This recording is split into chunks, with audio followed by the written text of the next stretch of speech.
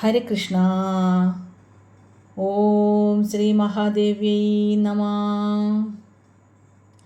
ശ്രീ ലളിതാ സഹസ്രനാമ സ്തോത്രത്തിലെ 60-ാമത്തെ നാമമായ ചരാചര ജഗന്നാഥ ചക്രരാജനികേതന പാർവതി പത്മനയന പത്മരാഗ സമപ്രഭ എന്ന ശ്ലോകത്തിലുള്ള പത്മരാഗ സമപ്രഭ എന്ന നാമം വരെയുള്ള അർത്ഥമാണ് പറഞ്ഞത്. ഇനി 61-ാമത്തെ ശ്ലോകമായ പഞ്ചപ്രേതാസനാസീന പഞ്ചബ്രഹ്മസ്വരൂപിണി ചിന്മയി പരമാനന്ദ വിജ്ഞാനഘന രൂപിണി, ഇതിലെ ആദ്യത്തെ നാമമായ പഞ്ചപ്രേതാസനാസീന, അതായത് ദേവിയുടെ 249-ാമത്തെ നാമമായ പഞ്ചപ്രേത സനാസീന. പഞ്ചപ്രേതം, 5 പ്രേതങ്ങൾ. ആസീനം, ഇരിപ്പിടം. അപ്പോൾ 5 പ്രേതങ്ങളെ ഇരിപ്പിടമാക്കി വസിക്കുന്നവൾ. ആരാണ് ഈ 5 പ്രേതങ്ങൾ? അവർ യഥാർത്ഥത്തിൽ മരിച്ചവരല്ല, മറിച്ച് പ്രപഞ്ചത്തിൻ്റെ ഭരണാധികാരികളായ 5 ദേവന്മാരാണ്. ബ്രഹ്മാവ്, വിഷ്ണു, രുദ്രൻ, ഈശ്വരൻ, സദാശിവൻ. എന്തുകൊണ്ടാണ് ഇവരെ പ്രേതങ്ങൾ എന്ന് വിളിക്കുന്നത് എന്നറിയാമോ? മഹാപ്രളയ സമയത്ത് സർവവും നശിക്കുമ്പോൾ പ്രപഞ്ചത്തെ സൃഷ്ടിക്കുകയും പരിപാലിക്കുകയും ചെയ്യുന്ന ഈ 5 ദേവന്മാരും അവരുടെ ശക്തി നഷ്ടപ്പെട്ട്, അതായത് അപ്പോൾ അവർ ദേവിയിൽ ലയിച്ച് നിശ്ചലരായി മാറുന്നു. ശക്തിയില്ലാത്ത ശിവൻ ശവത്തിന് തുല്യമാണെന്ന് പറയാറില്ലേ? ആ അവസ്ഥയിലാണ് ഇവരെ പ്രേതങ്ങൾ എന്ന് വിശേഷിപ്പിക്കുന്നത്. അപ്പോൾ ദേവി മാത്രമാണ് അന്നും മാറ്റമില്ലാത്തവളായി, അതായത് നിത്യയായി നിലകൊള്ളുന്നത്. ആ 5 പേരുടെയും മുകളിൽ പരമമായ ചൈതന്യമായി ദേവി ഇരിക്കുന്നു. നേരത്തെ നമ്മൾ ഒരു നാമം പറഞ്ഞു, പഞ്ചബ്രഹ്മാസനസ്ഥിത, അതായത് ദേവിയുടെ 58-ാമത്തെ നാമം. അതിൽ പറയുന്നുണ്ട്, ദേവിയുടെ സിംഹാസനത്തിൻ്റെ 4 കാലുകളായി ബ്രഹ്മാവ്, വിഷ്ണു, രുദ്രൻ, ഈശ്വരൻ എന്നിവർ ഇരിക്കുന്നു. 5-മനായ സദാശിവൻ ദേവിയുടെ സിംഹാസനത്തിൻ്റെ മുകൾ ഭാഗത്തുള്ള പലകയായും ഇരിക്കുന്നു എന്ന്. ഇതിന് മുകളിലാണ് ലളിതാംബിക മഹാരാജ്ഞിയായി ഉപവിഷ്ടയായിരിക്കുന്നത്. ഇനി ദേവിയുടെ 250-ാമത്തെ നാമമായ പഞ്ചബ്രഹ്മസ്വരൂപിണി. പഞ്ചബ്രഹ്മങ്ങൾ, അതായത് ബ്രഹ്മാവ്, വിഷ്ണു, രുദ്രൻ, ഈശ്വരൻ, സദാശിവൻ, ഇവരെയൊക്കെ തൻ്റെ സ്വരൂപമാക്കി വച്ചിരിക്കുന്നവൾ. പുറമേ ഇവർ 5ആയി തോന്നുമെങ്കിലും ഉള്ളിൽ പ്രവർത്തിക്കുന്ന ചൈതന്യം ഒന്നാണെന്നാണ് ഈ നാമം പറയുന്നത്. ഈ 5 ദേവന്മാർക്കും അവരവരുടെ ജോലി ചെയ്യാൻ കഴിയുന്നത് ദേവി അവരിൽ ശക്തിയായി ഇരിക്കുമ്പോഴാണ്. സൃഷ്ടി, ബ്രഹ്മവായി നിന്ന് പ്രപഞ്ചത്തെ സൃഷ്ടിക്കുന്നു.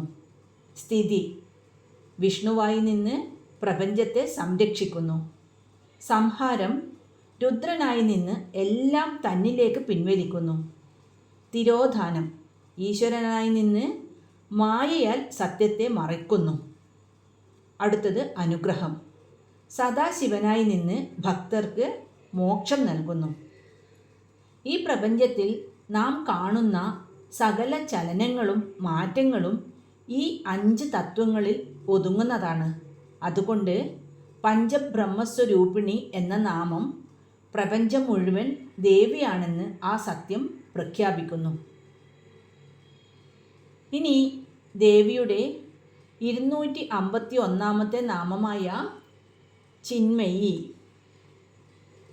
ചിത്ത് എന്നാൽ അറിവ് അല്ലെങ്കിൽ ബോധം, അറിവ് തന്നെ രൂപമായവൾ. യഥാർത്ഥത്തിൽ ദേവിക്ക് ഒരു ഭൗതിക രൂപമില്ല.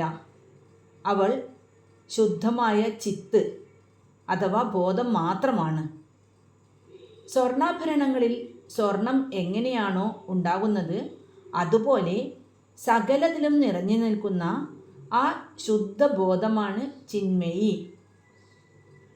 പ്രപഞ്ചത്തിലെ സകലതിനെയും അറിയാൻ നമ്മെ സഹായിക്കുന്ന ആന്തരികമായ പ്രകാശമാണ് ചിന്മയി. നമ്മുടെ ശരീരവും മനസ്സും ഒക്കെ മാറിക്കൊണ്ടേയിരിക്കും. പക്ഷേ നമ്മുടെ ഉള്ളിലെ ആ അറിവ് അല്ലെങ്കിൽ ബോധം അത് മാറുന്നില്ല. ആ മാറ്റമില്ലാത്ത പരമമായ സത്യമാണ് ദേവി. വെളിച്ചമാണല്ലോ നമ്മെ ഓരോ വസ്തുക്കളെ കാണാൻ സഹായിക്കുന്നത്. എന്നാൽ വെളിച്ചത്തിന് പ്രത്യേകമായൊരു രൂപമൊന്നുമില്ല. അതുപോലെ പ്രപഞ്ചത്തിലെ സകലതിനെയും അറിയാൻ നമ്മെ സഹായിക്കുന്ന ആന്തരിക പ്രകാശമാണ് ചിന്മയി. ഇനി ദേവിയുടെ 252 നാമമായ പരമാനന്ദ, പരമമായ ആനന്ദം, ഏറ്റവും ഉന്നതമായ ആനന്ദം. ഈ ലോകത്ത് നമ്മൾ അനുഭവിക്കുന്ന സന്തോഷങ്ങളെല്ലാം താൽക്കാലികമാണ്. എന്നാൽ ഒരിക്കലും അവസാനിക്കാത്ത, മാറ്റമില്ലാത്ത ആ പരമമായ സുഖമാണ് ദേവി. ദേവിക്ക് സന്തോഷം ലഭിക്കുകയല്ല, മറിച്ച് സന്തോഷം എന്നത് ദേവി തന്നെയാണ്. ഉപനിഷത്തുക്കൾ ദൈവത്തെ സച്ചിദാനന്ദം എന്ന് വിളിക്കുന്നു. സച്ചിദാനന്ദം എന്നാൽ സത്ത്, ചിത്ത്, ആനന്ദം, ഇത് മൂന്നും കൂടിയത്. അതിലെ ആനന്ദ ഭാഗമാണ് ഈ നാമത്തിലൂടെ വെളിപ്പെടുത്തുന്നത്. ഒരു ഭക്തൻ ദേവിയെ അറിയുമ്പോൾ അയാൾക്ക് പിന്നെ ലോകത്തിലെ മറ്റൊരു വസ്തുവും ആനന്ദത്തിനായി തേടേണ്ടി വരില്ല. ഇനി ദേവിയുടെ 253 നാമമായ വിജ്ഞാനഘന രൂപിണി. വിജ്ഞാനം, അറിവ് തന്നെ ഒരു രൂപം ധരിച്ചിരിക്കുന്നു. ആ രൂപമാണ് ദേവി. പ്രപഞ്ചം മുഴുവൻ നിറഞ്ഞു നിൽക്കുന്ന രൂപമില്ലാത്ത ബോധം, ഭക്തർക്ക് വേണ്ടി രൂപം പ്രാപിച്ച അവസ്ഥയാണ് വിജ്ഞാനഘന രൂപിണി. വിജ്ഞാനഘനം എന്നാൽ ഉള്ളിലും പുറത്തും ഒരുപോലെ അറിവ് മാത്രം നിറഞ്ഞു നിൽക്കുന്ന അവസ്ഥ.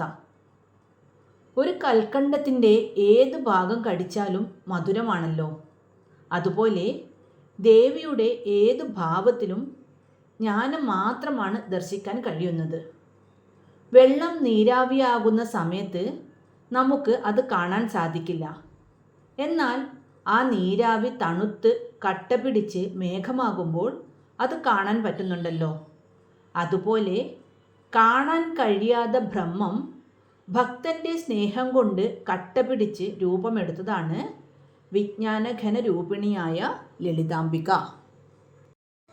ഇനി 62 ശ്ലോകം നോക്കാം. ധ്യാനധ്യാതൃധ്യേയരൂപ ധർമാധർമ്മവിവർജിത വിശ്വരൂപാ ജാഗരിണി സ്വപന്തി തൈജസാത്മിക.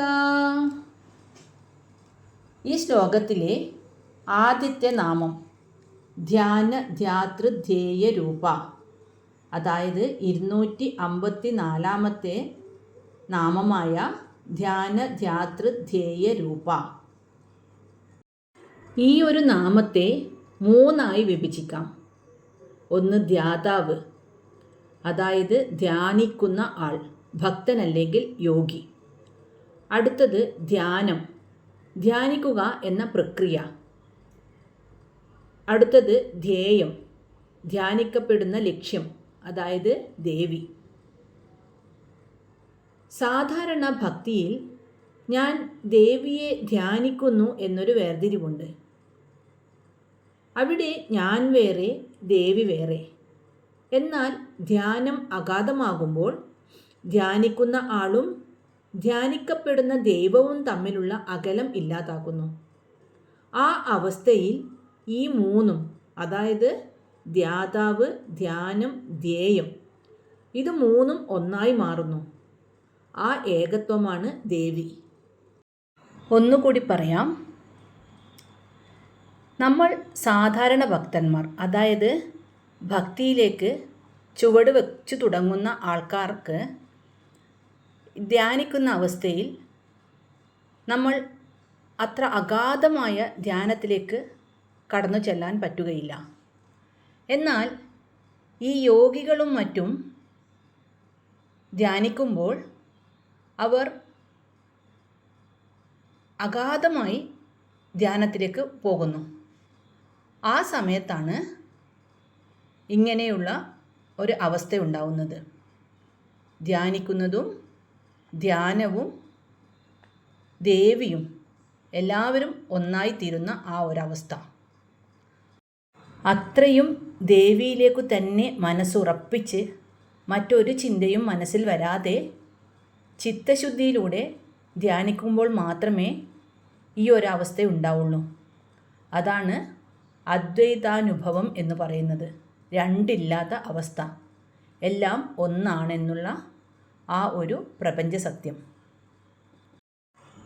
നമ്മുടെ മനസ്സ് എന്തിനെയാണോ തീവ്രമായി ചിന്തിക്കുന്നത്, മനസ്സ് ആ രൂപമായി മാറും. ഭക്തൻ ദേവിയെ ധ്യാനിച്ച് ഒടുവിൽ ദേവി തന്നെയായി മാറുന്ന ബ്രഹ്മവിദ് ബ്രഹ്മൈവ ഭവതി എന്ന അവസ്ഥ. അതായത് ബ്രഹ്മത്തെ അറിയുന്നവൻ ബ്രഹ്മൻ തന്നെ ആയി മാറുന്നു. ചെറിയൊരു ഉദാഹരണം നോക്കാം. ഒരു കടലിലെ തിരമാല. ആ തിരമാല ധ്യാതാവ്, അത് ഉയർന്നു പൊങ്ങുന്നതാണ് ധ്യാനം. അത് ചെന്ന് ചേരുന്ന കടൽ ധ്യേയം. യഥാർത്ഥത്തിൽ തിരമാലയും കടലും അതിലെ ചലനവും എല്ലാം വെള്ളം തന്നെയല്ലേ? അതുപോലെ ഭക്തനും ഭക്തിയും ഭഗവതിയും ഒരേ ചൈതന്യത്തിൻ്റെ 3 ഭാവങ്ങൾ മാത്രമാണ്. ഇനി ദേവിയുടെ 255 നാമമായ ധർമാധർമ്മ വിവർജിത, ധർമ്മ അധർമ്മ വിവർജിത. ദേവഹിതമായ കർമ്മം ധർമ്മവും ദേവനിഷിദ്ധമായത് അധർമ്മവുമാണ്. പുണ്യങ്ങൾക്കും പാപങ്ങൾക്കും അതീതമായവൾ. ഈ ലോകം ശരി തെറ്റുകൾക്കും പുണ്യപാപങ്ങൾക്കും ഇടയിലാണ്. എന്നാൽ ദേവി ഈ വൈരുദ്ധ്യങ്ങൾക്കൊക്കെ അപ്പുറത്താണ്. വെളിച്ചം ഉള്ളിടത്ത് ഇരുട്ടില്ലാത്തതുപോലെ പരമമായ ബോധത്തിൽ ധർമ്മമെന്നോ അധർമ്മമെന്നോ ഉള്ള വേർതിരിവില്ല. ഏതൊരു പ്രവൃത്തിക്കും ഒരു ഫലമുണ്ടാകും. എന്നാൽ പ്രപഞ്ചത്തിൻ്റെ സാക്ഷിയായി നിൽക്കുന്ന ദേവിയെ ഈ കർമ്മഫലങ്ങൾ ബാധിക്കില്ല. ജ്ഞാനമാകുന്ന ഉണർവ് ലഭിച്ച ദേവിക്ക് ഈ ലോകത്തിലെ നിയമങ്ങൾ ബാധകമല്ല. അഗ്നി ശുദ്ധമായ വസ്തുക്കളെയും അശുദ്ധമായ വസ്തുക്കളെയും ഒരുപോലെ ദഹിപ്പിക്കുന്നു. എന്നാൽ അഗ്നിക്ക് അഴുക്ക് പുരളുന്നില്ല. അതുപോലെ ദേവി സർവ്വതിനും സാക്ഷിയായി ഒന്നിനോടും ഒട്ടാതെ നിൽക്കുന്നു. ഇനി ദേവിയുടെ 256 നാമമായ വിശ്വരൂപ. പ്രപഞ്ചം തന്നെ രൂപമായവൾ. നാം കാണുന്ന എല്ലാം, അതായത് സൂര്യൻ, ചന്ദ്രൻ, നക്ഷത്രങ്ങൾ, കടൽ, മനുഷ്യൻ തുടങ്ങി സർവചരാചരങ്ങളും ദേവിയുടെ വിശ്വരൂപത്തിൻ്റെ ഭാഗമാണ്. ഭഗവത്ഗീതയിൽ ശ്രീകൃഷ്ണൻ അർജുനന് കാട്ടിക്കൊടുത്ത വിശ്വരൂപം പോലെ ഒരേ സമയം കോടിക്കണക്കിന് രൂപങ്ങളിൽ പ്രകടമാകുന്ന പരാശക്തി. പുറമേ നിന്ന് നോക്കുമ്പോൾ പലതായി തോന്നുമെങ്കിലും ഉള്ളിൽ അവയെല്ലാം ദേവിയാകുന്ന ഒരൊറ്റ സത്യത്തിൻ്റെ വിവിധ ഭാവങ്ങൾ മാത്രമാണ്. നമ്മൾ ദൈവത്തെ ഒരു വിഗ്രഹത്തിലോ ചിത്രത്തിലോ ആണ് കാണാൻ ശ്രമിക്കുന്നത്. എന്നാൽ വിശ്വരൂപ എന്ന നാമം നമ്മുടെ കാഴ്ചപ്പാടിനെ വിശാലമാക്കുന്നു. ഒരു പാവപ്പെട്ടവനെ സഹായിക്കുമ്പോൾ നമ്മൾ വിശ്വരൂപിയായ ദേവിയെയാണ് സേവിക്കുന്നത്. പ്രകൃതിയെ സംരക്ഷിക്കുമ്പോൾ നമ്മൾ ദേവിയുടെ ശരീരത്തെ ആദരിക്കുന്നു. ഇനി ദേവിയുടെ 257 നാമമായ ജാഗരണി. നമ്മുടെ ബോധത്തിൻ്റെ മൂന്നവസ്ഥകളിൽ ഒന്നായ ജാഗ്രത്, അതായത് ഉണർന്നിരിക്കുന്ന അവസ്ഥ. ജാഗരണി എന്നാൽ ഉണർന്നിരിക്കുന്നവൾ.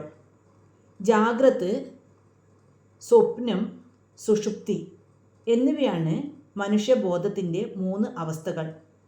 ജാഗ്രത് എന്നാൽ കണ്ണു തുറന്ന് പുറം ലോകത്തെ കാണുകയും അനുഭവിക്കുകയും ചെയ്യുന്ന അവസ്ഥ. ദേവി വിശ്വരൂപിണി ആയതുകൊണ്ട് ഈ ഉണർവ് ദേവിയുടെ പ്രകടരൂപമാണ്. നമ്മൾ ഉറങ്ങുമ്പോഴും പ്രപഞ്ചം നിശ്ചലമാകാതെ സംരക്ഷിക്കുന്നത് ദേവിയാണ്. അവൾ ഒരിക്കലും ഉറങ്ങാത്ത, എപ്പോഴും ഉണർന്നിരിക്കുന്ന ജാഗ്രതായ സത്യമാണ്.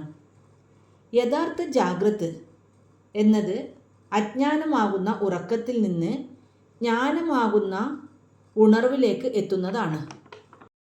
ഒരു ഭക്തനെ സംബന്ധിച്ച് ലൗകികമായ മോഹങ്ങളിൽ നിന്ന് ഉണർന്ന് ഈശ്വരനെ അറിയുന്ന ആ ബോധമാണ് ജാഗരണി. ഒരു ഉദാഹരണം നോക്കാം. നമ്മുടെ വീടിന് ഒരു കാവൽക്കാരൻ ഉണ്ടെന്ന് സങ്കല്പിക്കുക. വീട്ടുകാർ എല്ലാവരും ഉറങ്ങുമ്പോഴും അദ്ദേഹം ഉണർന്നിരുന്ന് എല്ലാവരെയും സംരക്ഷിക്കുന്നു. അതുപോലെ പ്രപഞ്ചത്തിലെ എല്ലാ ജീവികളും ഉറക്കത്തിലാകുമ്പോഴും ആത്മചൈതന്യമായി ഉണർന്നിരുന്ന് ലോകത്തെ പരിപാലിക്കുന്നവളാണ് ജാഗരണി. ഇനി ദേവിയുടെ 258 നാമമായ സ്വപന്തി. ഉണർന്നിരിക്കുന്ന അവസ്ഥ കഴിഞ്ഞാൽ അടുത്തത് സ്വപ്നാവസ്ഥയാണ്. അതായത് നമ്മുടെ ബോധത്തിൻ്റെ രണ്ടാമത്തെ അവസ്ഥയായ സ്വപ്നാവസ്ഥ. ഉറങ്ങുന്നവൾ അഥവാ സ്വപ്നാവസ്ഥയിൽ ഇരിക്കുന്നവൾ. ജാഗ്രതാവസ്ഥയിൽ നാം ബാഹ്യലോകത്തെ കാണുന്നുവെങ്കിൽ സ്വപ്നത്തിൽ നാം മനസ്സിനുള്ളിലെ ലോകത്തെ കാണുന്നു. ഈ ആന്തരിക ലോകത്തെ പ്രകാശിപ്പിക്കുന്നതും ദേവിയാണ്. ദേവി കണ്ണു തുറക്കുമ്പോൾ സൃഷ്ടിയും കണ്ണടച്ച് സ്വപ്നം കാണുമ്പോൾ സ്ഥിതിയും സംഭവിക്കുന്നു എന്ന് പുരാണങ്ങൾ പറയുന്നു. നമ്മൾ ഉറക്കത്തിൽ സ്വപ്നം കാണുന്ന സമയത്ത് അത് സത്യമാണെന്ന് നമുക്ക് തോന്നും. അപ്പോൾ നമ്മൾ ഞെട്ടി ഉണർന്നു കഴിയുമ്പോഴാണ് അത് വെറും ഒരു സ്വപ്നമാണെന്ന് മനസ്സിലാകുന്നത്. അതുപോലെ ഈ ലൗകിക ജീവിതവും ദേവിയുടെ ഒരു മഹാസ്വപ്നമാണെന്നും ജ്ഞാനം ലഭിക്കുമ്പോൾ മാത്രമേ നാം ഇതിൽ നിന്ന് ഉണരുകയുള്ളൂ എന്നും ഈ നാമം നമ്മെ ഓർമ്മിപ്പിക്കുന്നു. ഇനി ദേവിയുടെ 259 നാമമായ തൈജസാത്മിക. സ്വപ്നാവസ്ഥയിലിരിക്കുന്ന ആ ദേവിയെ വിളിക്കുന്ന പേരാണ് തൈജസൻ. തൈജസൻ എന്ന പേരുള്ള ജീവാത്മാവായിട്ടിരിക്കുന്നവൾ. തേജസ് എന്ന വാക്കിൽ നിന്നാണ് തൈജസൻ എന്ന നാമമുണ്ടായത്. നമ്മൾ ഉറങ്ങുമ്പോഴാണല്ലോ സ്വപ്നം കാണുന്നത്. ആ സ്വപ്നാവസ്ഥ അപ്പോൾ ഇരുട്ടായിരിക്കും. അങ്ങനെയെങ്കിൽ യാതൊരു വെളിച്ചവും ഇല്ലാതിരുന്നിട്ടും നമ്മൾ സ്വപ്നത്തിൽ പല രൂപങ്ങളും നിറങ്ങളുമൊക്കെ കാണുന്നു. അതെങ്ങനെ? അതായത് നമ്മുടെ ഉള്ളിലുള്ള ആ ആന്തരിക പ്രകാശം, അതാണ് തൈജസ. ദേവി ഈ പ്രകാശത്തിൻ്റെ സ്വരൂപമാണ്. ജാഗ്രതാവസ്ഥയിൽ നമുക്ക് സ്ഥൂല ശരീരം വഴിയാണ് അനുഭവങ്ങൾ ഉണ്ടാകുന്നത്. എന്നാൽ സ്വപ്നത്തിൽ നാം സൂക്ഷ്മ ശരീരം, അതായത് മനസ്സ്, ബുദ്ധി, അഹങ്കാരം, ഇങ്ങനെയുള്ള സൂക്ഷ്മ ശരീരം വഴിയാണ് കാര്യങ്ങൾ അറിയുന്നത്. ഈ സൂക്ഷ്മമായ തലത്തിലാണ് ദേവി തൈജസാത്മികയാവുന്നത്. നമ്മുടെ ഉള്ളിലെ ആഗ്രഹങ്ങളും ഭയവുമാണ് സ്വപ്നങ്ങളായി മാറുന്നത്. ഈ വികാരങ്ങളെ പ്രകാശിപ്പിക്കുകയും അവയ്ക്ക് ഒരു രൂപം നൽകുകയും ചെയ്യുന്ന ചൈതന്യമാണ് ദേവി. ഇന്ന് അർത്ഥം മനസ്സിലാക്കിയ നാമങ്ങൾ ഒന്ന് ചൊല്ലി നോക്കാം. പഞ്ചപ്രേതാസനാസീന പഞ്ചബ്രഹ്മസ്വരൂപിണി ചിന്മയി പരമാനന്ദ വിജ്ഞാനഘനരൂപിണി ധ്യാനധ്യാതൃധ്യേയരൂപ ധർമാധർമ്മവിവർജിത വിശ്വരൂപാ ജാഗരണി സ്വപന്തി തൈജസാത്മിക. ശ്രീ മഹാദേവ്യൈ നമഃ. ഹരേ കൃഷ്ണ.